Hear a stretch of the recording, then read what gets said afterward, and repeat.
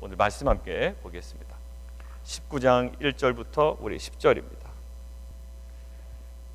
여러분들 어제 말씀은 장송곡 세 곡이 있었습니다.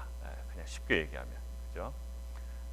땅의 왕들, 땅의 상인들, 그리고 바다의 선원들, 이렇게 세 부류가 있었습니다. 이들은 바벨론에 결탁된 자, 바벨론을 의지하는 자, 또 바벨론에게 속한 자예요. 그러니까 바벨론의 멸망이 자신이 멸망하는 것처럼 그렇게도 슬퍼합니다. 애통해하고 슬피 울며 소리 지르고 화이또다 화이또다라고 이야기합니다.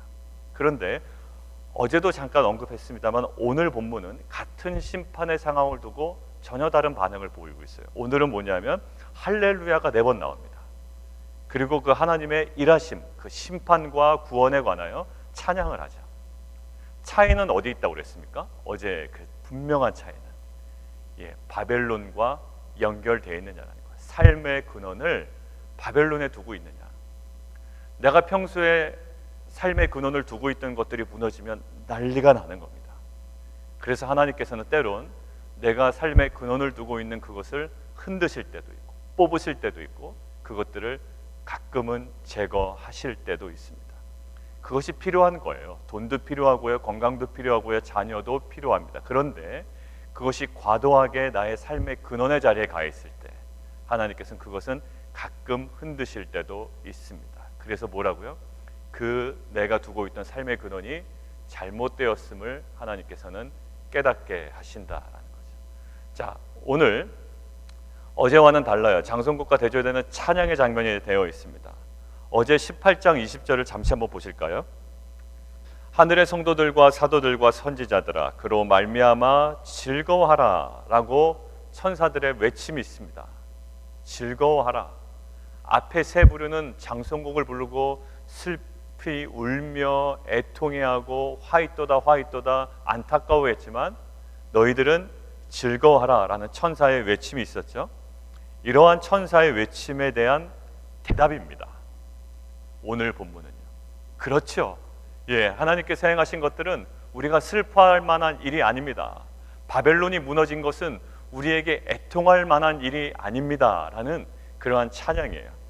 할렐루야는 여러분들 잘 아시다시피 하나님을 찬양하라 라는 표현이에요. 그런데 여러분들 시편에서 보면 하나님을 찬양하라, 이 할렐루야 시편이라고 여러분들 아마 봐왔습니다. 우리가 시편에 묵상할 때 할렐루야 시편입니다 라고 그때 말씀드렸죠. 그게 113편에서 118편이었어요. 그때 여러 가지의 절기들이 나오는데요. 그래도 핵심적인 절기가 하나 있습니다. 자, 할렐루야 시편에서 딱 중심을 잡고 있는 절기가 뭐일까요? 유월절이에요. 유월절. 자, 유월절은 우리가 잘 알고 있습니다. 이스라엘의 이제 절기는 레위기를 통해서 우리가 정리했기 때문에 유월절은 뭐에 대한 내용입니까? 애굽에 노예되었던 이스라엘 백성이 유월절 어린 양의 피로 말미암아 출애굽하고 구속함을 얻은 거예요. 구원함을 얻은 겁니다. 새로운 약속의 땅으로 출발하는 거예요. 그러니까 애굽의 압제에서, 죄의 영역에서, 죄의 노예에서 의의 나라로, 하나님의 나라로, 영원한 나라로, 약속의 나라로 구원받는 것을 찬양하는 것이 뭘까요? 유월절이에요. 그래서 할렐루야 시편의 핵심 절기가 유월절이고 그때 할렐루야가 사용되었다는 것은 우리에게 주목할 만한 일입니다. 자, 오늘 할렐루야가 신약 성경에 안 나와 있어요. 유독 요한계시록 이 부분에 나와 있단 말이에요. 그것도 반복적으로 4번이나 사용되고 있습니다. 자, 그때 모티브가 뭘까요? 마치 출애굽한 이스라엘 백성과 마찬가지예요. 어땠습니까? 지금은 바벨론이 다 잡고 있었어요. 세상 권력이 잡고 있었습니다. 그러나 그것이 최종 세상의 마지막 권력인 것처럼 느껴졌지만 그 모든 것들은 무너졌습니다. 바벨론의 심판이에요. 그리고 예수 그리스도 어린 양의 승리입니다. 또 다른 유월절이죠. 그러니까 유월절의 본질이 우리 가운데 경험된 겁니다. 그래서 하나님의 승리, 악에 대한 심판, 우리를 향한 구원, 하나님의 구속의 역사가 이루어졌다. 그래서 할렐루야, 구원과 영광과 능력이 우리 하나님께 있습니다라고 하는 이 구원은 개인적인 한 사람 한 사람의 구원이 아니라 하나님이 온 인류를 구원하시기 위한 그 구원의 경륜과 지혜, 구속사라고 이야기하는 그 넓은 그림에 있어서의 구원입니다. 그러니까 나를 구원하셔서 찬양합니다라는 것이 아니라 하나님의 그 온 인류를 위한, 태초부터 지금 마지막 때까지 하나님의 온 인류를 위해서 계획하시고 진행해 오셨던 이 구원이 결국에는 최종적으로 이루어졌습니다. 출애굽됐습니다. 성취됐습니다라는 거예요. 무엇을 통하여? 바벨론의 멸망을 통하여 이것이 확증됐습니다라는 거예요. 그런데 하나님의 이 구원의 역사를 바라보고 한 부류는 뭐라고 그래요? 울고 있답니다. 바벨론이 무너진 것에 대하여. 그러니까 우리가 어디에 근원을 두고 있냐에 따라 우리의 모습이 완전 약극단으로 표현될 수가 있어요. 자, 그래서 할렐루야 찬양은 시편, 할렐루야 시편에서처럼 유월절을 모티브로 잡고 있고, 지금 여기도 바벨론에 대한 심판 그리고 하나님의 백성에 대한 구원을 가지고 하나님을 찬양하고 있습니다. 그런데 그 심판이 되돌릴 수 없어요. 그리고 심판은 뒤집혀질 수 없습니다. 최후 승리인 것을 오늘 성경은 다시 한번 강조하고 있는 거예요. 근데 어느 표현에서 볼 수 있냐면 두 번째 할렐루야에서, 첫 번째 할렐루야에서 획득한 그 승리가 뒤집혀질 수 없는 최후 승리임을 3절을 통해서 다시 한번 강조하고 있는데, 같이 한번 읽습니다. 시작. 두 번째로 할렐루야 하니 그 연기가 세세토록 올라가더라. 여러분들, 이 본문은 저희가 주일 본문이기 때문에 깊이 보질 않았거든요. 이 본문이 14장 11절에 나와 있습니다. 14장 우리가 봤죠. 그때는 뭔가 또 다른 계시가 있습니다. 자, 14장의 내용이 뭐라고 그랬죠? 14장은 14만 4천이에요. 숫자로 그냥 연결시키면 됩니다. 요한계시록 14장은 14만 4천인데요. 14만 4천이 다시 나와요. 그래서 결국 무엇이 나올까요? 14장 후반부에는 최종적인 추수 얘기가 나오는 거예요. 예. 그래서 그 추수 얘기는 월요일 본문 때 우리가 봤습니다. 그때요. 그러면서 그 전에 본문이 무슨 내용이었는지 우리가 잠깐만 본 거예요. 14장 11절에 뭐라고 나왔냐면, 짐승에게 경배하고 그 짐승들과 또 우상들에게 경배하고 절하고 짐승의 이름표를 받은 자가 당하는 고난을 14장 11절에 이렇게 나와 있습니다. 고난의 연기가 세세토록 올라가리로다 라고 되어 있어요. 14장 11절에 그 표현을 보시고 오늘 한번 보세요. 14장 11절은 고난의 연기가 세세토록 올라가리로다 라고 되어 있고요, 오늘 보면 뭐입니까? 그 연기가 세세토록 올라가더라 라고 되어 있어요. 근데 이것은 요한계시록에 동일하게 표현이 되어 있고요, 그 다음에 이사야서 34장에 에돔을 향한 주의 날을 선포할 때에 뭐라고 되어 있냐면 그 연기가 하늘로 올라간다라는 거예요. 에돔에 대한 심판을 얘기할 때도 이렇게 얘기합니다. 결국 오늘 이것은 무엇을 얘기할까요? 할렐루야 연기가 올라갑니다 라고 할 때 우리 성도들의 기도가 올라가나 보다 이렇게 이해하시면 안 돼요. 하나님께서 이미 이루신 최종 심판이 있었고요, 그로 인한 승리가 선포되었습니다. 그런데 이 심판과 하나님께서 허락하신 승리는 뒤집혀질 수 없다, 이제 최종적인 심판이다라는 것을 강조하는 거예요. 그래서 그 연기가 세세토록 올라가더라. 다 타버리는 겁니다. 그들이 당하는 진노, 그들이 당하는 고난을 이야기하고 있습니다. 자, 그리고 24장로와 내생물이 엎드려 또 아멘 할렐루야 하죠. 자, 그래서 5절 같이 한번 읽어볼까요? 시작. 보좌에서 음성이 나서 이르되 하나님의 종들 곧 그를 경외하는 너희들아, 작은 자나 큰 자나 다 우리 하나님께 찬송하라 하더라. 우리 가운데 찬송되어야 될 내용이 뭘까요? 오늘도 우리가 찬송해야 될 내용이 뭘까요? 이것을 통하여 학자들이 이야기하는 건 이거예요. 우리가 하나님을 찬양해야 될 이유, 목사님 제가 이러이러한 어려운 일이 있었는데 요즘 찬양이 도통 나오지를 않습니다. 찬양할 만한 감정이 안 됩니다. 남편하고도 관계가 안 좋고요, 자녀들 생각하면 속이 썩어집니다. 그럼에도 불구하고 우리가 찬양해야 될 이유는 오늘 분명하게 나와 있어요. 뭐라고요? 하나님이 누구신지, 그리고 하나님이 우리를 위하여 어떤 일을 행하셨는지에 대한 찬양이에요. 강자 어떤 그 개인적인 퍼스널한 어떤 응답은 아니에요. 그런데 오늘 이 요한계시록 19장에 있는 하나님을 찬양하라 할렐루야가 4번이나 반복되는 것은요, 그가 다스린다, 이제 그가 승리했다, 그리고 그가 심판했다, 이 심판은 돌이킬 수 없다라는 하나님이 누구신지, 그리고 하나님이 어떤 일을 행하셨는지에 대한 묵상이고 그것에 대한 찬양이에요. 이것을 곡으로 만든 사람이 누굴까요? 핸델이에요. 그리고 메시아의 그 할렐루야 찬양이 있습니다. 제가 토요일 날 혹시나 주일 때 연합 예배를 드릴 때 영상을 볼 게 있나 해서 제가 찾아보다가 이 할렐루야 찬양을 듣게 됐어요. 근데 그거는 플래시몹이에요. 그러니까 어느 미국에 있는 그 몰입니다. 우리가 아는 그 보통 몰인데 좋은 몰도 아니에요. 그냥 옆에는 그 뭐 서브웨이가 하나 보이고요. 이쪽에는 뭐 조그만 또 뭐가 있어요. 그러니까 푸드코트예요. 푸드코트. 근데 갑자기 어떤 여성 한 분이 일어나서 그 할렐루야 첫 소절을 부르는 거예요. 저 사람 왜 그러나 이제 이러는 거죠. 근데 그 중에 있는 많은 사람들이 이제 할렐루야를 함께 그 코러스를 연주해 나가고 함께 찬양하는 겁니다. 아 근데요, 다른 플래시몹 많이 봤어요. 뭐 서울역에 사는 것도 많이 봤고요. 뭐 메이시스 뭐 백화점에 사는 것도 많이 봤고요. 근데 그런 것들은 그냥 봤어요. 근데 그 좁은 공간에서 그 할렐루야를 찬양하는 그 사람들을 모습을 보는데 마치 이 모습이 생각이 난 거예요. 정말로요. 그 모습 자체가 감동이고 또 저에게는 또 다른 은혜가 됐습니다. 여러분들 제가 이따가 카톡방에 올려드리도록 하겠습니다. 여러분들 우리가 찬양해야 될 이유를 뭐라고 설명한다고요? 하나님이 누구신지 그리고 그 하나님이 행하신 일이 무엇인지를 우리가 날마다 주목하는 거예요. 하나님이 누구신지 오늘 뭘까요? 찬양이 예수님은 누구신가예요. 여러분들 찬양의 근거를 뭐로 삼았죠? 그동안 우리는 나에게 얼마나 좋은 일이 있었냐 없었냐로 정했어요. 내 사업에, 비즈니스에, 내 직장에, 내 자녀에게 얼마나 좋은 일이 있냐 없냐, 그것이 찬양의 근거가 되었다고요.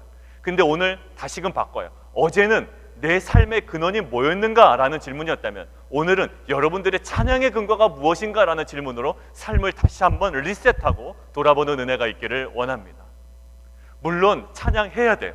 좋은 일이 있을 때, 사업에, 직장에, 자녀에게 좋은 일이 있을 때 하나님을 찬양하고 높여야 됩니다. 그러나 그렇지 아니하실지라도 어제 하박국의 고백처럼 소출이 없고 외양간에 양도 없고 소도 없고 모든 것들이 없어요. 풍성함이 없습니다. 그럼에도 불구하고 내가 기뻐하고 감사하고 즐거워할 수 있는 이유는 구원의 하나님으로 인하여 내가 즐거워하고 기뻐한다라고 했잖아요. 그건 뭘까요? 하나님이 누구신지를 아는 자예요. 그리고 하나님이 행하신 그 구원과 능력과 영광을 아는 자라고요. 사랑하는 성도 여러분들, 오늘 우리가 우리 영이 깨어서 하나님을 찬양할 수 있는 근거가 뭘까요? 하나님이 누구신지를 정확히 아는 거예요. 하나님이 누구신지 그리고 하나님이 행하신 일이 무엇인지를 우리가 고백하고 집중하며 우리가 하나님께 나아갈 때 우리의 영이 다시 한번 깨어 일어나 그 존귀하시고 구원과 능력과 영광이 있으신 그 하나님을 찬양하는 공동체가 될 줄 믿습니다. 이것이 우리의 영이 깨어나는 작업이에요. 연말에 뭐 보너스 있으니까 좀 감사하고, 물론 감사해야 돼요. 그러나 우리가 언제까지 그 수준에 머무를 거예요? 우리가 그리 아니하실지라도 하나님이 누구신지 그리고 하나님 행하신 일이 무엇인지에 대한 우리의 영적인 깨어남으로 인하여 우리의 찬양이 근원적으로 회복되는 귀한 역사가 있기를 원합니다. 우리의 표정도 변하기를 원하고요. 또 우리가 찬양으로 말미암아 그 찬양의 힘으로 우리의 막혔던 모든 것들이 주 안에서 해결되는 은혜도 있기를 원합니다. 우리가 해결되어야 찬양이 나오는 것이 아니고요. 우리가 하나님을 향하여 찬양이 회복이 될 때 그 찬양과 경배와 온전한 예배를 통하여 우리의 인생의 묶임이 주의 뜻 가운데 해결되는 은혜가 있기를 원합니다. 자, 그리고요 7절에 보세요. 그러면서 주목되는 표현이 즐거워하고 크게 기뻐하라. 즐거워하고 크게 기뻐하라. 이거는 우리가 한번 마무리를 해야 되겠습니다. 자, 즐거워하고 크게 기뻐하라라는 것을 박스에 딱 넣어놓으시고요. 다른 성경에도 있습니다. 이것들을 제가 찾으려고 그러면 실은 못 찾아요. 그죠?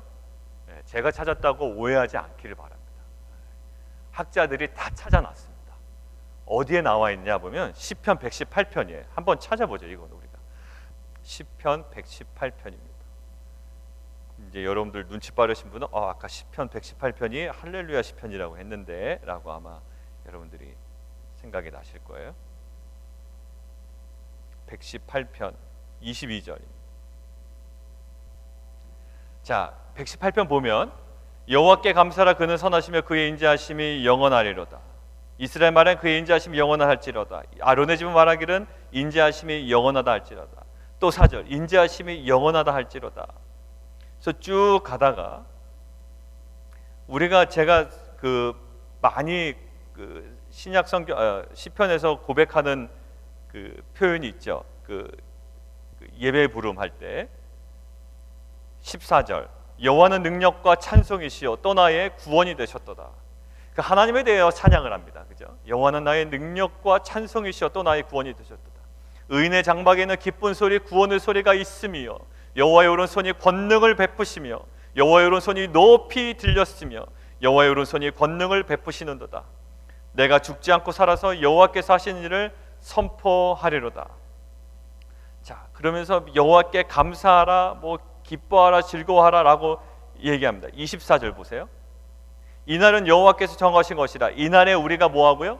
즐거워하고 기뻐하리로다. 즐거워하고 기뻐하리로다. 근데 즐거워하고 기뻐하리로다라고 표현되어 있는 이 구절의 이유가 뭘까요? 그가 앞에를 보면 되죠. 22절 같이 한번 읽습니다. 22절부터 23절 시작. 건축자가 버린 돌이 집 모퉁이의 머릿돌이 되었나니 이는 여호와께서 행하신 것이요 우리 눈에 기이한 바로다. 예, 이것을 이야기하고 이 학자들이 연구할 때 기뻐하고 즐거워하고 크게 기뻐하라라는 이 모티브를 뭘로 잡고 있어요? 건축자의 버린 돌을 집 모퉁이로 하나님께서 만드셨기 때문에 그것들로 인하여 즐거워하고 기뻐하라라는 의미로 보고 있어요. 자, 그러면서 또 하나 있는데 마태복음 5장 12절이에요. 마태복음 5장 12절. 마태복음 5장 12절입니다. 5장 12절 하면 딱 떠오르실 겁니다. 팔복이구나라고 아마 떠오르실 거예요. 자, 5장 12절 같이 한번 읽어볼까? 시작. 기뻐하고 즐거워하라. 하늘에서 너희의 상이 큼이라. 너희 전에 있던 선지자들도 이같이 박해하였느니라 라고 되어 있습니다. 예, 여기서 기뻐하고 즐거워하라, 오늘 표현은 즐거워하고 크게 기뻐하라라는 모티브를 두 군데서 찾은 겁니다, 학자들이. 그런데 공통점을 찾은 거예요. 공통점을. 아까 시편 118편에는 무엇으로 기뻐하고 즐거워하라고요? 건축자가 버렸습니다. 예, 아주 무참하게 버렸어요. 비참하게 버렸다고요. 쓸모없다고 생각해서 버린 거예요. 근데 그 버린 돌을 어떻게 했다고요? 예, 머릿돌로 하나님께서 삼으셨대요. 완전 반전이 일어났죠. 버려진 돌이 머릿돌이 됐습니다, 모퉁이에. 자, 근데 이거 보세요. 오늘 마태복음 5장 12절도 마찬가지로 기뻐하고 즐거워하라 했는데 왜 그렇다고요? 11절을 보면 알 수 있어요. 너희가 욕을 당해요. 그리고 박해를 당한다고요. 심한 고난을 받는다고요. 그런데 뭐라고요? 예, 기뻐하고 즐거워하래요. 무엇 때문에? 결국 그것이 반전이 이루어진다는 거예요. 무엇이요? 하늘에 너희의 상이 크다라는 거예요. 버린 돌이 모퉁이 돌이 되는 반전이 있었어요. 그리고 박해받고 욕을 얻어먹는 사람이 하늘에 상을 얻는 자의 반전이 있었다고요. 자, 오늘 즐거워하고 크게 기뻐하라라고 했어요. 이 사람들은 어떤 자였습니까? 핍박받고 고난받고 바벨론으로 상징되는 로마 제국, 그리고 악으로부터 눌려있고 애굽으로부터 핍박받고 애굽의 권세로부터 기도 못 피는 상황이었다고. 근데 이들이 무엇으로 바뀌어요? 예, 거룩한 신부로 바뀝니다. 우리의 신분의 영적인 대반전이 일어나는 거예요. 무엇으로? 어린 양으로 말미암아. 그래서 우리는 누구의 아내? 예수 그리스도의 신랑 되신 그분의 아내가 된다는 거예요. 크게 기뻐하고 즐거워하라. 버린 돌이 모퉁이 돌이 되고 핍박받는 자가 큰 상을 받고 고난받고 눌려있던 자가 이제는 모든 권세를 가지신 예수 그리스도의 거룩한 신부가 되는 이 마지막 모습이에요. 그 전까지는 승리와 심판이었습니다. 구원이었어요. 그리고 이 심판과 구원은 되돌릴 수 없다라는 거였지만 이것이 현실감 있게 다가오는 겁니다. 뭐라고요? 우리의 신분이 정말 영적인 대반전이 이루어지는 거예요. 8절 같이 한번 읽고 정리하고 마치겠습니다. 8절 한번 읽습니다. 시작. 그에게 빛나고 깨끗한 세마포 옷을 입도록 허락하셨으니 이 세마포 옷은 성도들의 옳은 행실이더라 하더라. 예, 세마포 옷 입도록 허락하셨다라는 거예요. 근데 우리 눈에 보이는 7절이 약간 상충되게 보여요. 뭐냐면 그의 아내가 자신을 준비했다라는 거예요. 근데 이것은 절묘한 균형입니다. 결국 이것들을 정리하면 이렇게 돼요. 한편으로는 자신이 준비해야 됩니다. 우리가 마지막 때까지 준비해야 되는 영역이 있어요. 그럼에도 불구하고 이 모든 것은, 이 입은 옷은 우리에게 주어지는 거예요. 하나님의 은혜로 말미암아. 그러니까 우리의 하나님의 은혜와 그다음에 인간의 반응에 대한 어떤 섬세한 균형이 이 7절과 8절에 묻어 있는 거거든요. 거룩함은 사실 하나님의 선물입니다. 우리가 아무리 거룩해진다 한들 거룩해질 수 없어요. 예수 그리스도의 십자가의 보혈로 옷이 씻겨지지 않으면 그 옷이 휘어질 수 없다고요. 그러니까 거룩함은 전적인 하나님의 선물이요 은혜입니다. 그러면서도 성도들의 옳은 행실을 힘쏟으면서 그 안에가 예비한대요. 결국 어떤 의미로 받아들여야 되냐면 옳은 일을 하도록 우리는 구원받았다. 옳은 일을 하도록. 하나님께서 그 옷을 예비하십니다. 근데 그 예비한 옷을 입기 위하여 우리가 준비하는 건 아니에요. 하나님께서 준비하시고 우리에게 입게 하실 거예요. 그래서 끝까지 우리가 하나님께서 허락한 거룩하심을 지키고 이기고 또 핍박 가운데 우리가 승리함으로 나아가는 공동체가 되어야 할 줄 믿습니다. 그래서 빌립보서 2장 12절에서 13절은 이렇게 나와 있어요. 여러분들 하나만 좀 같이 한번 찾아보고 마치겠습니다. 빌립보서 2장 12절에서 13절. 빌립보서 2장 12절에서 13절. 자, 같이 한번 읽을까요? 시작. 그러므로 나의 사랑하는 자들아, 너희가 나 있을 때뿐 아니라 더욱 지금 나 없을 때에도 항상 복종하여 두렵고 떨림으로 너희 구원을 이루라. 너희 안에서 행하시는 이는 하나님이시니 자기의 기쁘신 뜻을 위하여 너희에게 소원을 두고 행하게 하시나니. 항상 복종하여 두렵고 떨림으로 너희 구원을 이루라 라고 되어 있어요. 이게 이제 신학적으로 그러면 우리가 구원을 놓칠 수가 있나? 우리가 이루는 건가? 아니죠. 하나님께서 허락하신 것들을 우리가 감당해내는 거. 오늘 7절과 8절에 그런 균형 있는 삶이에요. 그리고 하나님이 결국 어떤 마음을 주신다고요? 하나님의 그 자기의 기쁘신 뜻을 위하여 우리에게 마음에 소원을 두고 행하신대요. 우리 마음 가운데 하나님의 거룩한 소원이 임합니다. 그리고 그것들을 우리로 하여금 행하게 하시고요. 또 그 행하게 하심으로 말미암아 하나님의 또 거룩한 뜻을 또한 이루어 가시는 거예요. 그런데 우리가 그 하나님의 뜻을 주목하지 못할 때 우리의 육체의 소욕을 따라 행하는 수준밖에 안 되는 겁니다. 하나님께서 오늘 하루 우리가 살아갈 때 하나님께서 허락하시는 그 은혜와 또 도전과 또 말씀과 그 뜻이 있을 거예요. 그 소원이 있을 거라. 그 소원이 무엇인지를 우리가 분별해내는, 아까 처음에 말씀드린 것처럼 그런 애씀이 있었으면 좋겠습니다. 24시간 그냥 물 흐르듯 지나가는 것이 아니라 하나님과의 관계 속에서의 하나님 뜻을 분별해내고 아버지의 소원을 알아내고 우리의 그 삶을 통해 하나님의 그 거룩이, 아버지의 그 뜻이 이루어지는 귀한 공동체가 되기를 원합니다. 함께 기도하겠습니다.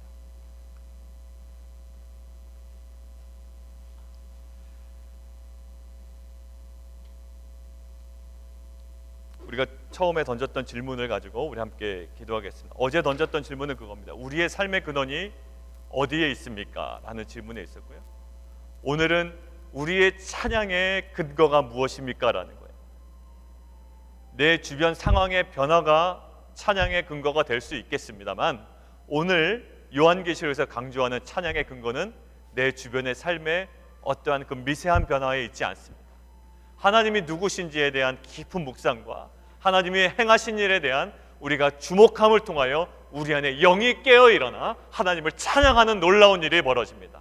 우리가 그 하나님에 대하여, 하나님의 행하신 일에 대하여 근원적으로 우리가 찬양의 회복이 될 때 그 찬양의 힘으로 말미암아 우리의 인생의 모든 묶임이 주의 뜻 가운데 풀리고 해결될 줄 믿습니다. 하나님, 이러한 찬양의 힘이, 찬양의 능력이 우리 가운데 회복되게 도와 주시옵소서. 함께 기도하며 나가도록 하겠습니다. 우리가 또 한번 기도할 때 이렇게 구체적으로 기도했으면 좋겠습니다. 만약에 교회를 대입해 볼까요? 교회를 개척했습니다. 우리가 1년 됐습니다. 근데 뭔가 지금 잘 안 됩니다. 그런 일이 만약에 있다면 그것 때문에 우리가 낙심하는 것이 아니라 이 교회를 세우신 하나님을 더 주목하는 거죠. 그리고 이 교회를 지금까지 세워나가신 하나님을 더 주목하는 겁니다. 그리고 하나님께 찬양을 올려드리는 겁니다. 여러분들 사업 누가 시작하게 하셨나요? 하나님께서 시작하게 하셨다고요? 근데 진행하는 과정 중에 뭔가 답답함이 있습니다. 그것 때문에 힘들어하는 것이 아니라 그 사업을 시작하게 하신 하나님을 더 주목하는 거죠. 가정에 어려움이 있습니까? 아니요. 가정을 만드신, 가정을 하나 되게 하신, 또 가정을 이렇게 탄생하게 하시고 자녀를 허락하신 하나님을 더 주목하는 겁니다. 그럴 때 우리 가운데 근원적인 찬양이 터져 나올 겁니다. 하나님, 이 찬양이 우리 가운데 회복되게 도와주시고, 이 시대를 살아갈 때 우리가 거룩한 신부처럼 우리에게 허락하신 구원을 경험하고, 특별히 우리에게 선한 일을 행하시고, 특별히 그리스도 예수 안에서 선한 일을 위하여 지으심을 받은 자인 줄 우리가 알고 그 가운데 행하는 공동체가 될 수 있도록 인도하여 주옵소서. 우리가 기도하며 나아가도록 하겠습니다. 살아계신 하나님, 감사합니다. 우리 공동체는 하나님이 누구신지, 또 하나님이 행하신 일에 대하여 우리가 영으로 깨닫고 깨어 일어나 하나님 근원적인 찬양이 날마다 회복되어가는 귀한 공동체가 되기를 원합니다. 하나님, 우리 주변에 있었던 여러 가지 심판과 어둠과 두려움과 고난 때문에 눌려 있었던 성도들이 있다면, 우리에게 생명 주시고 또 우리에게 영원한 구원을 허락하여 주신 그 하나님을 주목하며 나아갈 때 우리의 상황을 뛰어넘는 근원적인 찬양이 우리 인생 가운데, 공동체 가운데 회복되게 도와 주시옵소서. 하나님, 찬양이 회복된 공동체와 가정과 사업과 직장과 그 모든 인생들마다 하나님의 때에 그 모든 묶였던 것들이 하나님 풀리고 회복되는 귀한 은혜도 허락하여 주시옵소서.